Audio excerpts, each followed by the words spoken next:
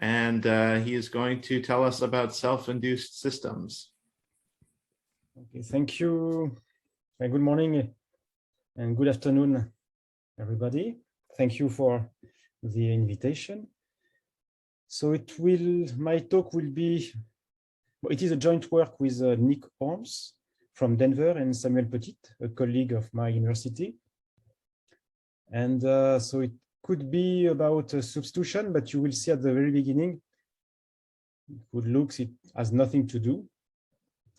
But we will come back to that at the end, even if there are some examples at the very beginning. So let's start.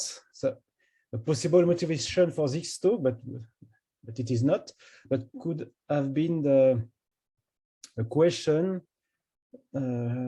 raised by Christian Mauduit, by Sébastien Ferenczi in 2006 in a paper, is what can be said about substitution that are defined on infinite alphabet, if you take just the integers, like what they call the drunken man substitution, or the Infini-Bonacci substitutions, or there are some papers about these substitutions. And you will see that what I will speak about has to do with that, but not only, far from that.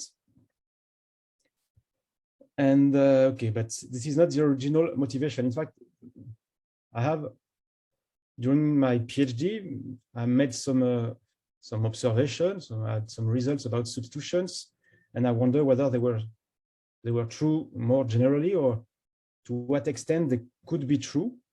And so the question was, what I said here, okay, more or less, what are the self-induced systems? So I will take part of my talk to explain what is it, and you will see that, take care, there is I use one moving definition that is all, I will not define at the very beginning all terms. You will come and you will understand why during the talk. So just let me explain what is an induced system for those that maybe don't know, that more used to language theory, automata theory, that do not do any dynamical systems. So a dynamical system usually is a coupled where you have a space X and a transformation T, and you want to understand the orbit, the iteration of T on some points. And a classical notion that come back maybe to Kakutani 70 years ago, maybe, no, even to Poincaré, so 100 years ago, is just take a subset, I call it U here, and I will kind of I will look the dynamic more locally. I will take a point and look when it comes back. Maybe it does not come back. Okay, if it comes back, then I define a new map, TU of X. Here it comes back in 4 iterations of T. And suppose it is well defined, etc. We will go to this point right after. So I have a new map. And so I have a new couple UTU. And this, I call it an induced system. That's all. So it's a kind of, yes, localization of the dynamics. Okay, so just to fix the framework, a dynamical system for me will be just this couple, where X will be a compact metric space. T will be an homeomorphism. I think it's always the case in my talk. And U is some subset. You will see that what I had in mind and what I have in mind is U to be a Kloppen set or a cylinder set. But I will deal with other kind of sets. And this is the moving definition.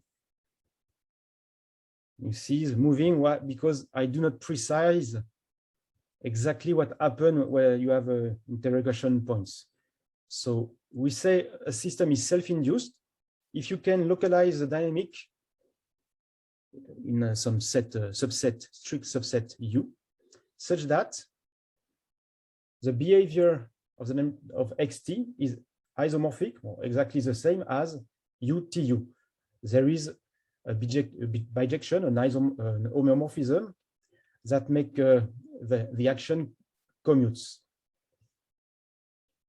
So the first interrogation points are because I don't tell what kind of hue of kind of set I take. You will see that this notion is strongly depending on hue, on its quality. Then the kind of isomorphism, it can be either continuous, so topological, or measure theoretical. And UTU, because it could happen that TU is not well defined. So just let me explain all these points.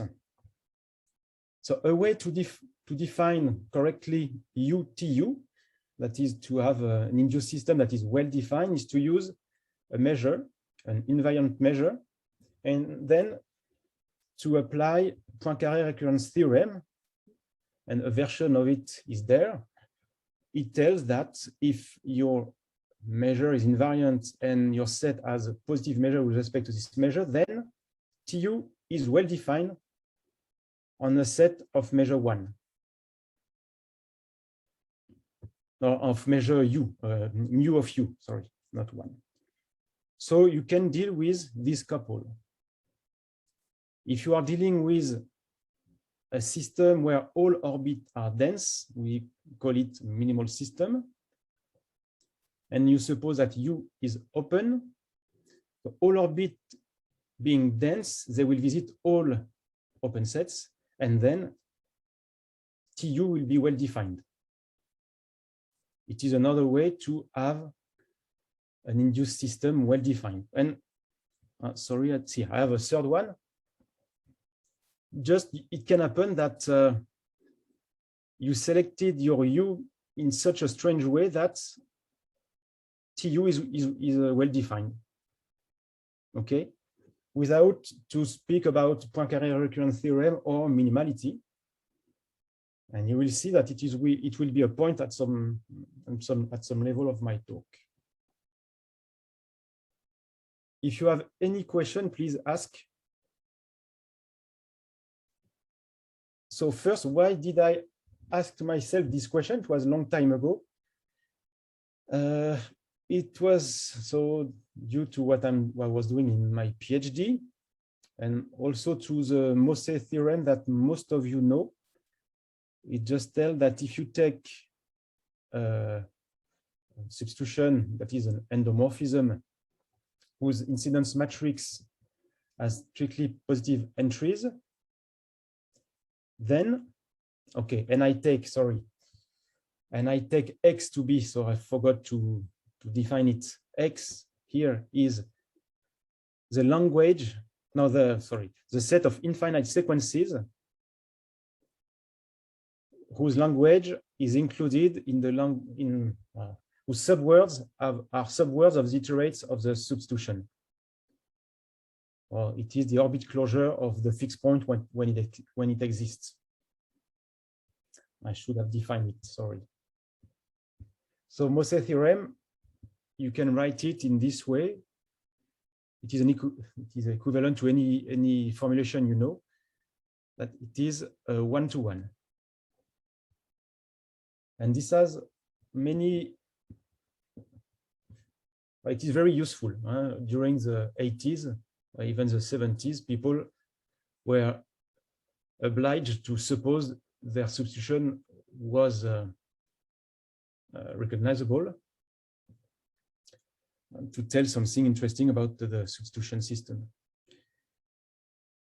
And in fact, this directly implies that these subshifts are self-induced with respect to some U that is, and I underline it, a Kloppen set. A Kloppen set is a set which is open for the topology and closed.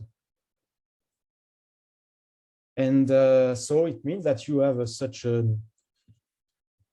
proper subset U, where S is the shift. Sorry, I forgot to say, all my talk, S will be the shift to the left, and S of U, so will be well defined in this case, because I take minimal system. Fabien, Yes. il faut pas prendre taux apériodique. Taux apériodique. Oh yes, because here, so I should take tau where, okay. Oh yes, sorry. Okay, I want tau, I want X to be an infinite set. That is, I don't want for tau to have that it generates periodic points. Thank you, Dominique. Sorry for that. Okay, and the proof is rather easy once you see that what the theorem of Mose means. In fact, it is enough to take U to be the image of X by tau, and then it just there is nothing to do. You just write it, and you just check that you have a conjugacy between these two systems. There is then nothing mysterious. So just because at this time, what I had in mind during my PhD was what I was doing. It was derivative sequences, and that has to do with induced systems. So just let me give a too classical example, because for this one, Fibonacci, you see nothing about. It's too clear what happened. So just let me show what I mean by too classical. Is that in this case, tau of X is just the cylinder 0.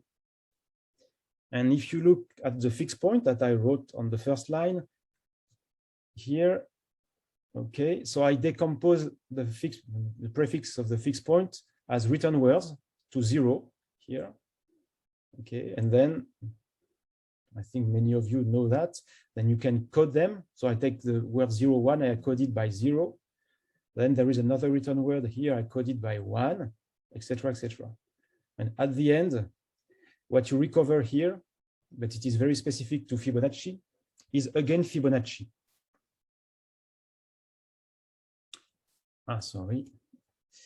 And so one observation is that the subshift generated by the derivative sequence we see here is isomorphic to the induced system on the cylinder 0.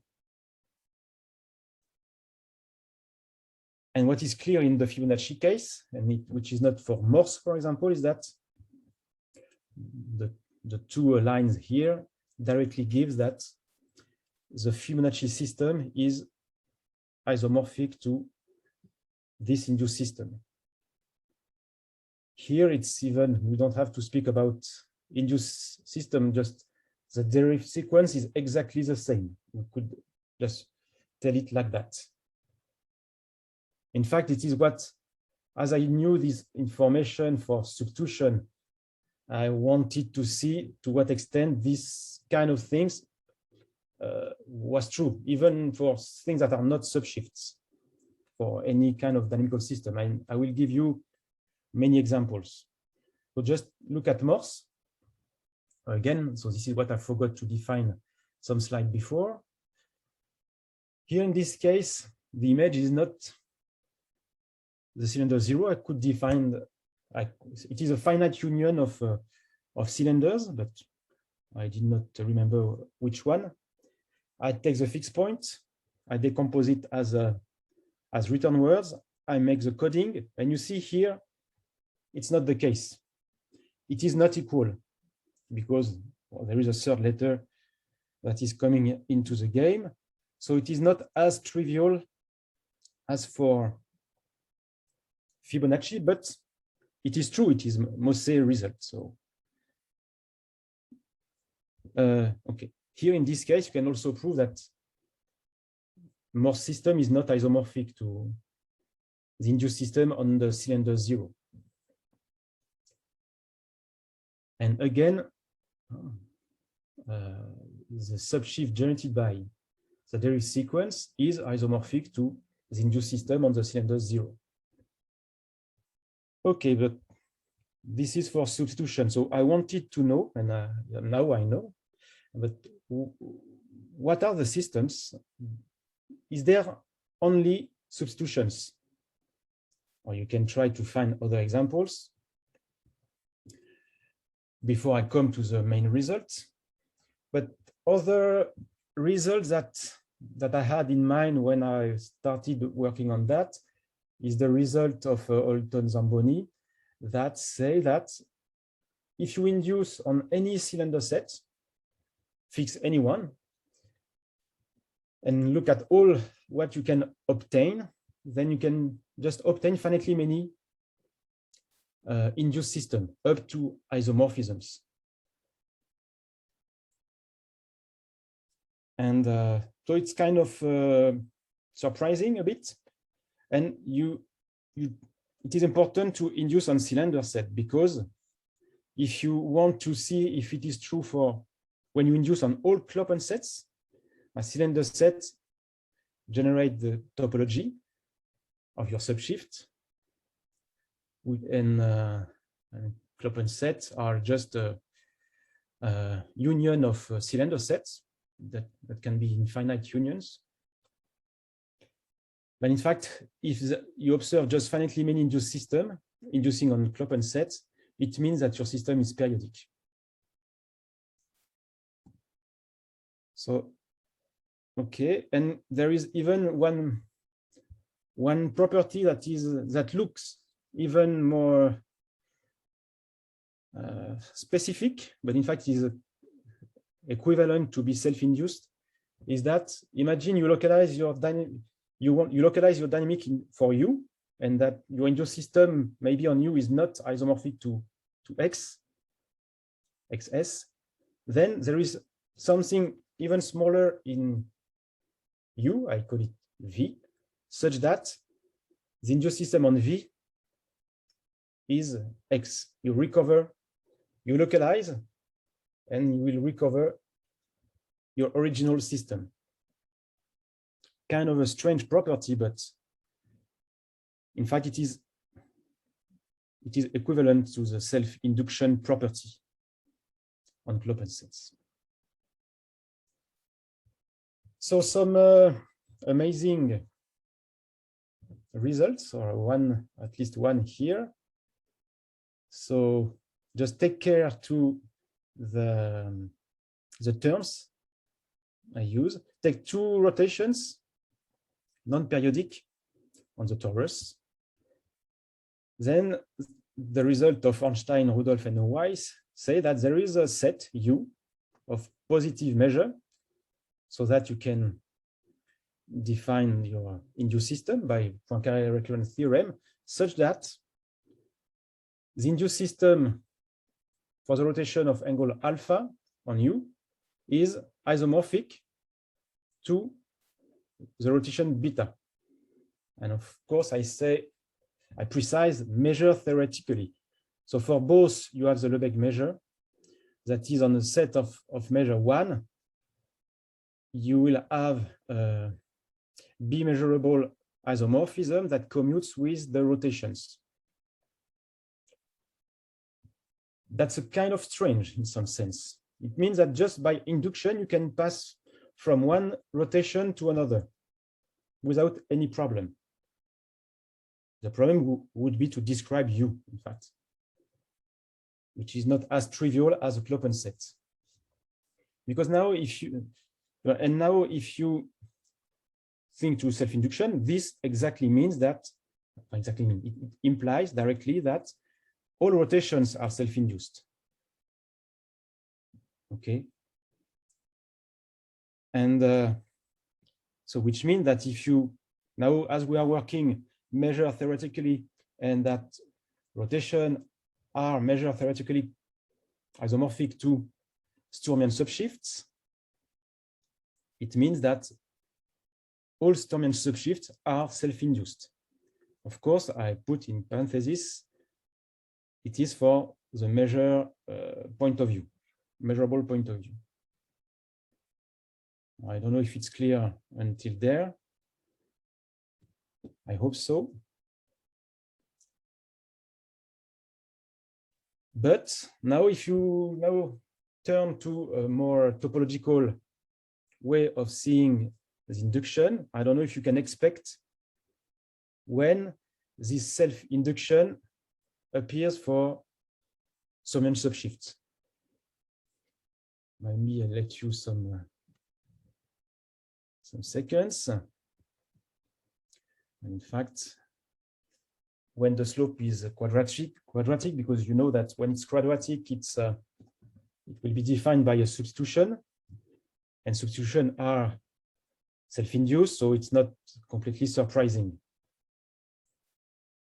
So you see the difference here for the measure theoretical version, then all rotation are self-induced, which is far to be the case for the topological case.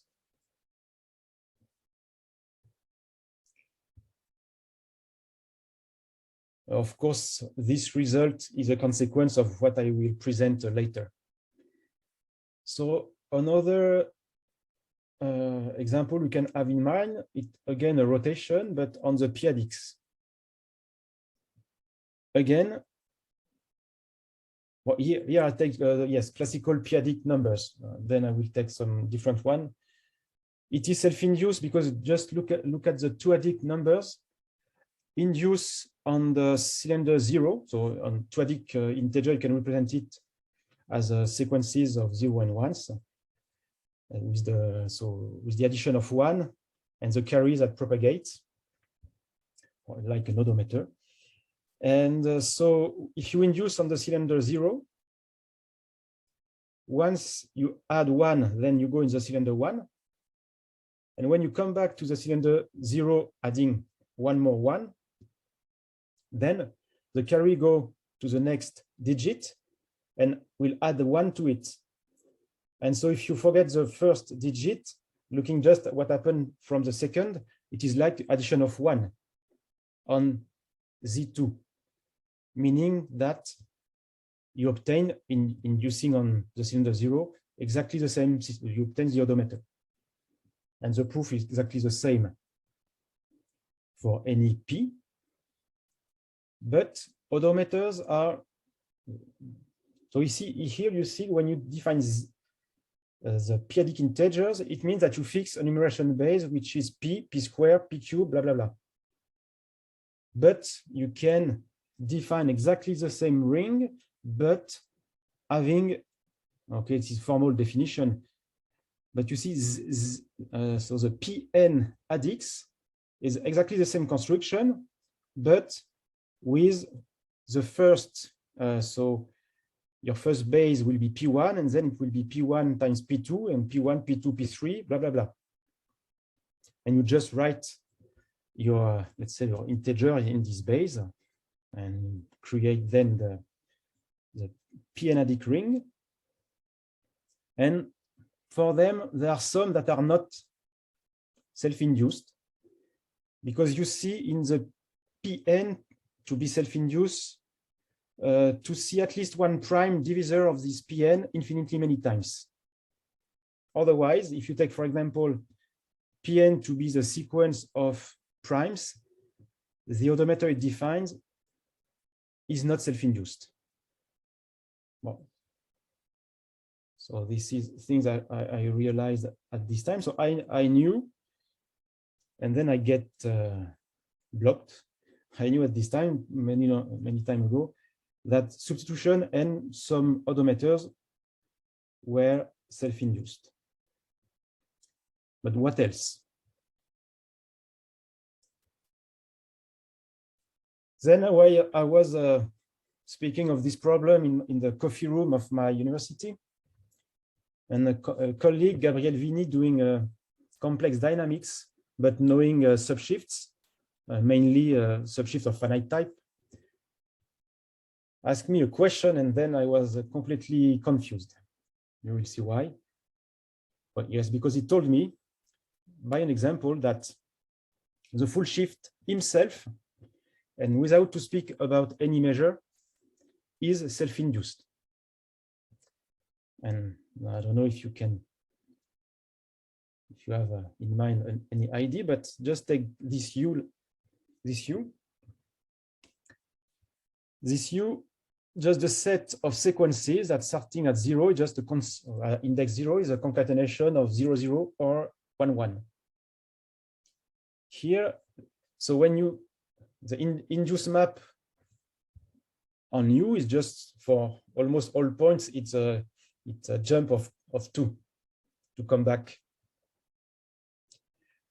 to this set, except for the 0, 0, 0 point and 1, 1, 1, 1, 1 point. And so this is, there is an isomorphism that is completely continuous. And so for some seconds, I did not know what to do.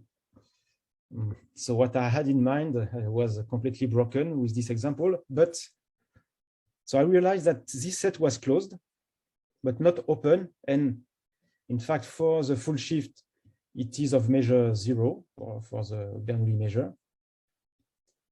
So it's very thin. It was almost, it does not exist in the full shift. So for me, it was, okay, something I should understand better. It was not a Kloppen set. So now some observations, general observation about the entropy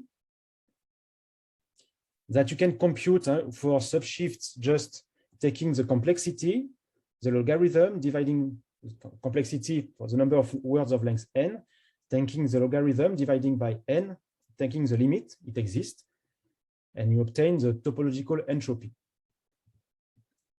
Topological entropy, for those that don't know, is the supremum of all what is called the measure theoretical entropy that depend on some measure mu that is here.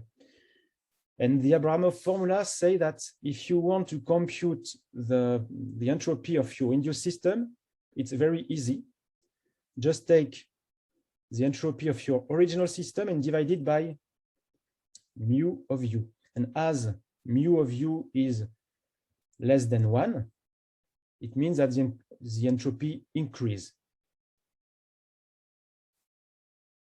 And if you want both system, so xt and its induced system, to be isomorphic, so yes, or I should say something, then the entropy is preserved. This is a classical result of dynamical system, which means that either your entropy was infinite, or that Abramov formula, you cannot use it because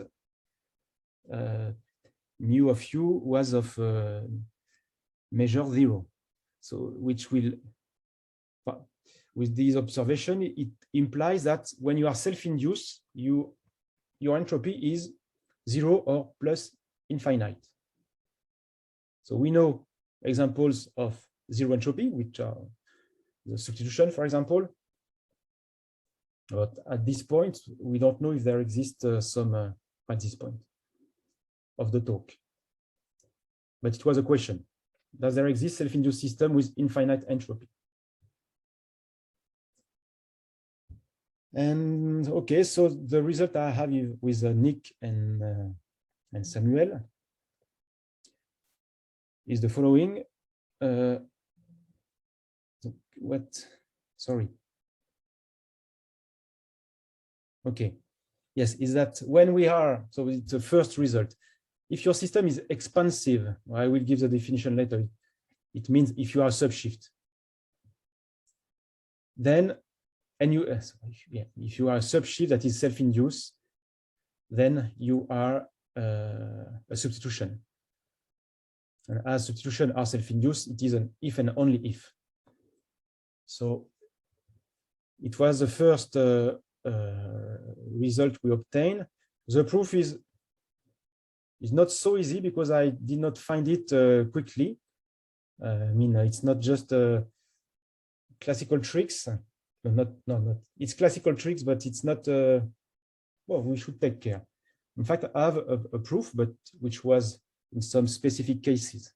So it uses coding of return words and what I call, I don't know, maybe there are other names, the substitution on the words of length n. When you have a substitution, you can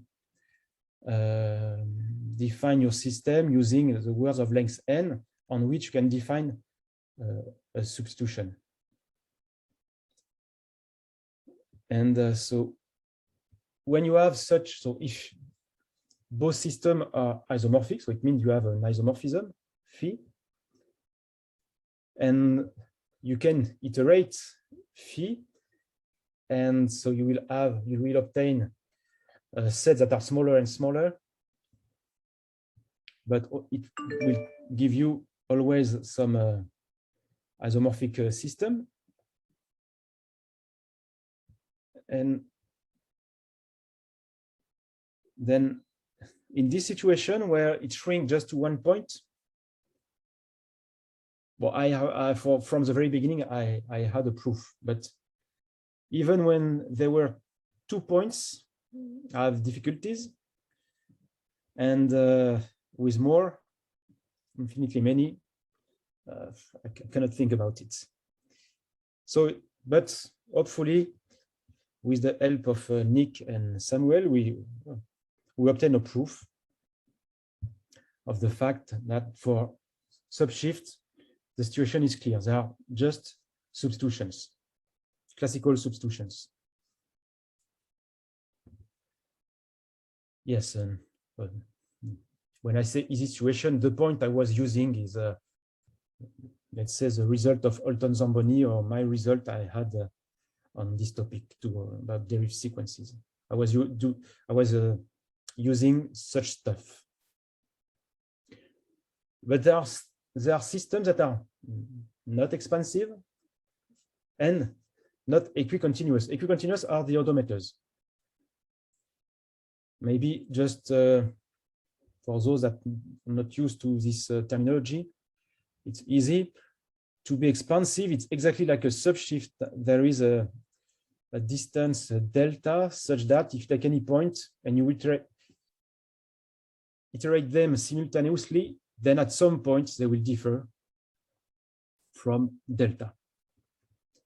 And equicontinuity is just that if you fix some epsilon, then you will fix a starting distance between points such that if 2 points start within this distance, then any of their simultaneous iterates will stay at distance epsilon. So they are in a tube then.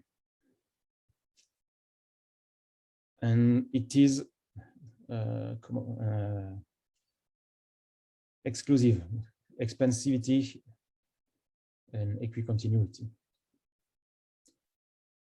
Okay, so now let me come back to the example of my colleague Gabriel Vini, and to give a definition that we call, but it is a terminology that is used in other papers, is a Poincaré section, and maybe it is better to give a picture. In fact, Poincaré section is what Poincaré used to study stellar dynamics, and to decrease the number of variables and parameters in the differential equation leading the orbit of the planets.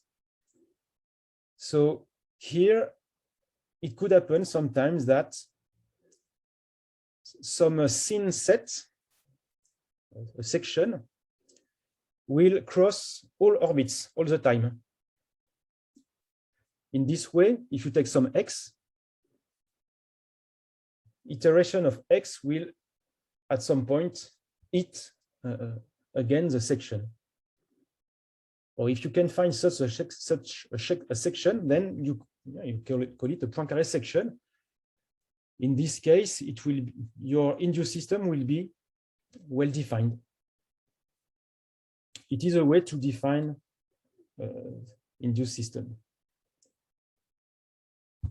And so there is a result of Dahl-Mollberg, but that we obtained with my colleagues.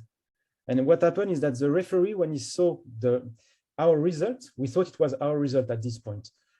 He said, okay, it is so, let's say extraordinary, not extraordinary, but strange result that it should exist in the literature before.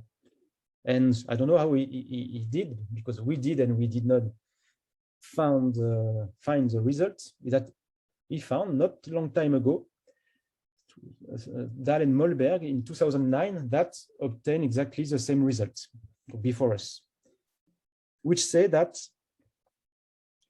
for minimal Cantor system,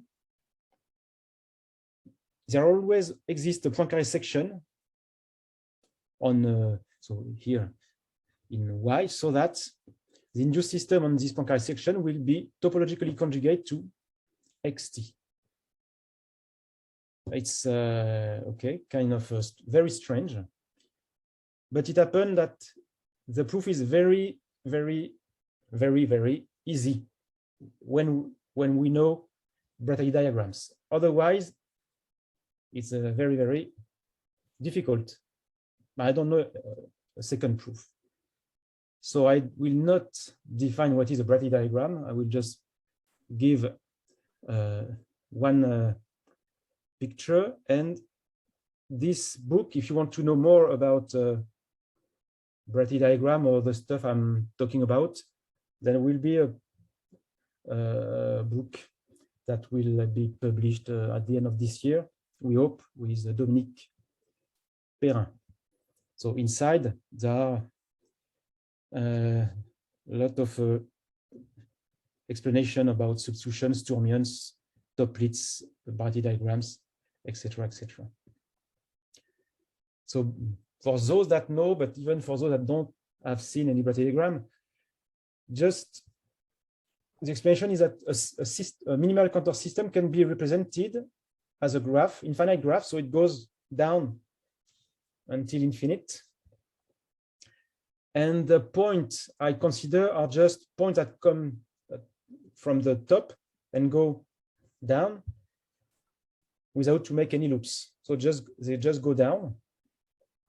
And on it, there is something called a Bratelli-Verschick map, which is the dynamics. And all systems, Sturmian, substitution, Toeplitz, etc., have a representation in terms of these graphs. And what's nice is that right, just look, you take the two systems. I have xt to the left, and I have ys to the right. So I took ys quite huge compared to xt. In fact, I took it so huge that inside I can see a copy of xt. You see, it is in boldface black. So now you could prove that this is a closed set, in fact, this subgraph. Take a point in this subgraph, and in fact, the dynamic of return time will come back to this graph, and in fact, will be exactly the dynamic of xt, proving that the induced system on ys on this subgraph is topologically conjugate to xt.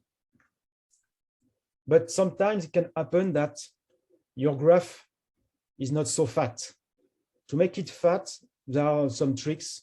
You can add dots at each level, and you can make, you are allowed to contract your graph, but keeping all the paths. So it will make it very fat. So you have a way to see your left graph inside your right graph, and that's just the proof. When you know Bratelli diagrams, it's 5 lines and nothing more than that. Okay. But yes, maybe here you see, if you see your graph becoming bigger and bigger, the one from the right, in fact, your set inside will have measure 0, almost surely. So it is a very specific situation. It is a closed set, but with a measure 0. So a consequence is that, yes, minimal counter systems are all self-induced, but on Poincare section, not on clumped sets. Not necessarily. Sorry, up. Well, there is a representation theorem by Vershik that will transpose this result, which is topological, to ergodic system. Okay, now the main result of our work is the following. So it is the answer was not expected, but it is the answer is that a minimal counter system is self-induced if and only if it is generated by a substitution. We call it generalized. The terminology, I'm not good for terminology. So it is again substitution, but I will give the definition right after. And I need it to also be recognizable and primitive. Aperiodicities, just because I'm dealing with counter sets, and finite sets are not counter sets. Just it is for Dominique that will ask me a question otherwise. So, okay, what are these generalized substitutions? In fact, I take an alphabet, which will be just a compact metric space. You can take a Sturmian sequence, for example, to be your alphabet. And I will look at words on it. And then I will create sequences of letters belonging to this alphabet. Well, it looks rather strange, but at the end there is a question. Maybe I'm speaking of a definition that at the end will just be a subshift. Now, if I call just the P of G to be the G's letter of your word W, what I require for my substitution sigma, my morphism, is that the length, I want it to be continuous. Remember that here it is from K to the integers. So if you take K to be your full shift, well, you need your length to be continuous. And you also need that the composition of what is the GS letter with the substitution to be continuous too. Okay, but this is the least you can, the less you can ask. And the proof is very easy once you know the trick. In fact, yes, maybe just there is a direction which is easy, because if you are a recognizable generalized substitution, the proof is like the one with Mosse, the use of Mosse result. There is no difference. So the direction that is, let's say, not so easy is the other one. That is, when you are self-induced, there is a substitution that is behind that behavior.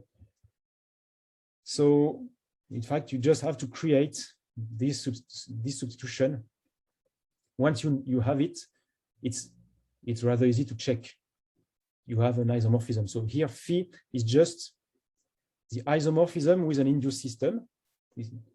Okay, we suppose that it is isomorphic to an induced system. So you have an isomorphism given, which is phi. Take this substitution, you see that the letters will be element of X. R of U is a return time to U. And we take U to be phi of X. Just with that, there is no mystery. Kind of automatic proof. But it could happen that In fact, there is just subshifts that are like that, or that such things could be isomorphic to a subshift. This is something we wanted to know, or to the odometer. So I recall, so I have that. Just for primitivity, here, when you have a finite alphabet, then the number of cylinder set or Kloppen sets are finite. Here, for primitivity, you should take, for any open set V, there is an iteration of the substitution G, such that you have the property we know for primitivity. And recognizability exactly the same as the one we know. One of the formulation is this one. You can decode uniquely your infinite sequence. But that are just the definition. So I can come back with the original substitution. So there are such substitutions. Okay. Other way to construct some substitution. Yes, because we wanted to understand if there are something else than subshifts. So we tried several things. So this one is what you take. I will create an array of sequences. At each horizontal level, I will have a sequence, and I will take the inverse limit. And I ask, and this is the second line, that here, so sigma, the sigma I are substitutions, and the phi I will be, let's say, projection from one substitution to another. I will give an example below. I want this substitution to intertwin. And with this rule, I can define a bigger substitution where the alphabet are just the vertical lines. This is defined there. You can check. Well, it depends, yes, it depends on the sigma I you choose, but take this one. This satisfies all the property I mentioned below.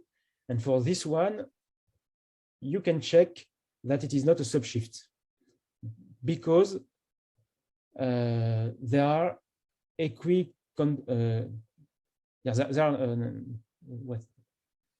the constant of expansiveness like cannot be, how to say, for 2 points there is a constant of expansiveness. At some points they will be different, of course, but among all pairs of points this constant will decrease to 0. Okay, so there are, yes, and this example is not equicontinuous too, because if you project it on the subshift of level 0, let's say, it is a subshift, and a equicontinuous system cannot have a subshift as a factor. So it gives an example which is neither a subshift, neither an equicontinuous system, meaning it is something else. But here, as it is something, it is an inverse limit of system of entropy 0, it is of entropy 0. So at this point, you don't know if there are something of entropy infinite. I'm almost done. What is that? Yes, another kind of substitution you can create as you want. Take your favorite subshift, X, it can be a Sturmian. So these are the letters. Fix some particular element in X, Z. This will create the recognizability of your substitution. And yeah, send X to the shift of X concatenated with Z. If X0 is 0, otherwise that. So when you define such kind of substitution, I don't know what is the entropy, for example, of this one. For the moment, I can't say anything about such substitutions. So it is kind of an open question. What could you say about such things? Now, we have a kind of example, a proposition that say that there exists self-induced system having infinite entropy. And even if non-uniquely ergodic examples, you know that substitution has a unique invariant measure, so they are uniquely ergodic. You could expect that at least this property is conserved.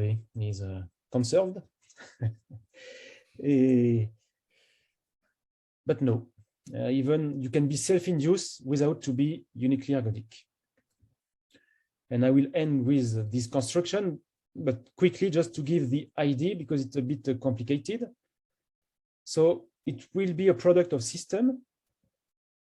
And the one at the, let's say, level 0 is a toplets. Any toplets whose odometer, maximal equivalence factor, is the odometer. So it means more or less that you have return times on good Kloppen sets that are powers of 2. And we will use this, in fact, we will use the self-induction of the odometer to create a strange subshift, which is self-induced.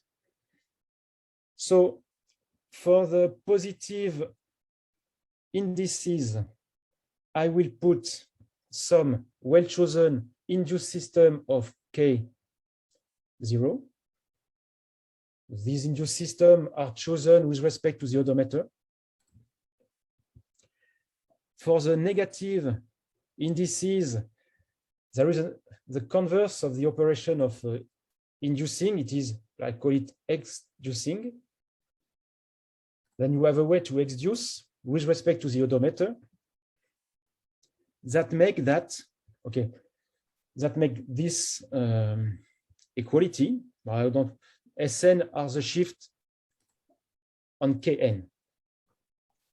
And in fact, inducing correspond to, so the shift will shift the array like that, and the action of our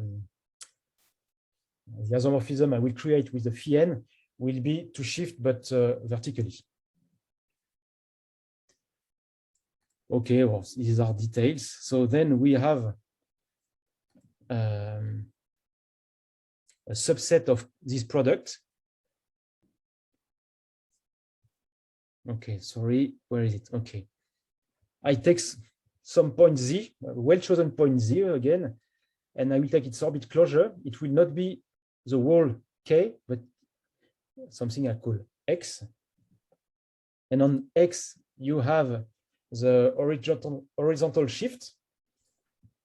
The letters are just the columns. And we can check it is self-induced. And why?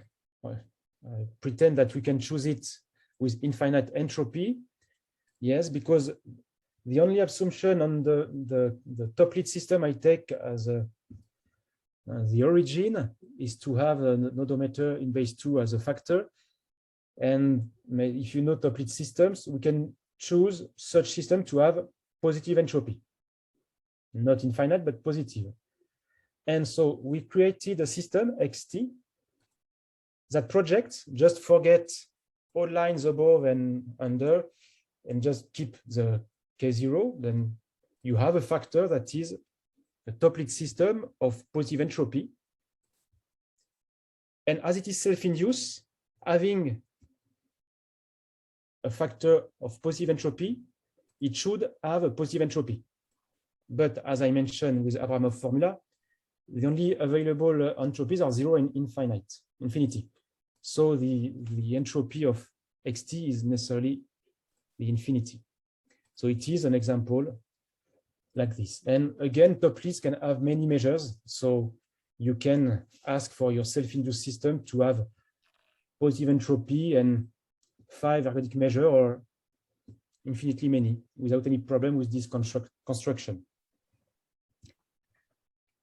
Okay, if you have any question, so any question is an open question, in fact, because thank you very much. Thank you, Fabien. Does anyone have any questions for Fabien?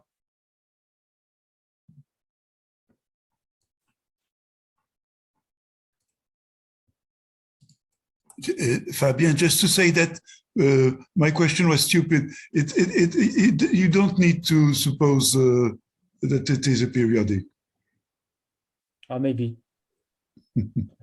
I cannot think when I'm doing a talk. I just checked. Yeah, thank you. Dan, did you have a question? Yeah, I had a quick question, Fabien. First of all, thank you for the really great talk. I was wondering if you considered the Perron-Frobenius theory for these generalized substitutions, because obviously it's going to be more difficult, right? I don't hear you very well, in fact. I did not understand your question. Perron-Frobenius theory for generalized. Yes, I have seen your paper. No, yeah, of course, there are a lot of stuff to do to understand what could be, but you have an explanation for that. The Perron-Frobenius dominant eigenvalue of something that would be the matrix. Yes. And then yes, it opened a lot of, once you have this, you have it. So yeah, it's full of questions.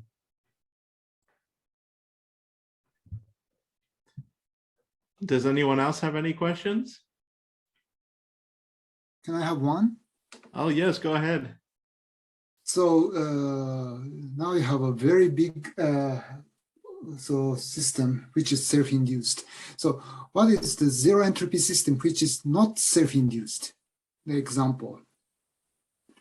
On Klopen sets, we mean. So, but all Sturmians with a non-quadratic slope are not self-induced on Klopen sets. Now, if you look at the Ornstein-Weiss-Rudolph result, so it was the starting point of what they call the loosely Bernoulli systems. That is a loosely, maybe Bernoulli system is a system that has an induced system, which is a rotation, something like that. And there is a huge amount of work that tried to understand what is a loosely Bernoulli system and what is not a loosely Bernoulli system. For example, if you know the Pascal-Haddix shift or transformation, I think it is not known. Thank you very much. I have a question on the, thank you, Shigeki. But Jamie has a question. Does your last example give a counterexample to primitive recognizable? Yes. Yes. Yeah. It is something we had in mind. We wanted to know that, but it is this kind of not stupid, but kind of stupid. We just put layer of many substitutions or many systems and trying to create the self-induction. And because the origin of our system is something with having entropy, having many measures, you will have more measures, because when you have a factor with two ergodic measures, you will have at least two ergodic measures, the extension.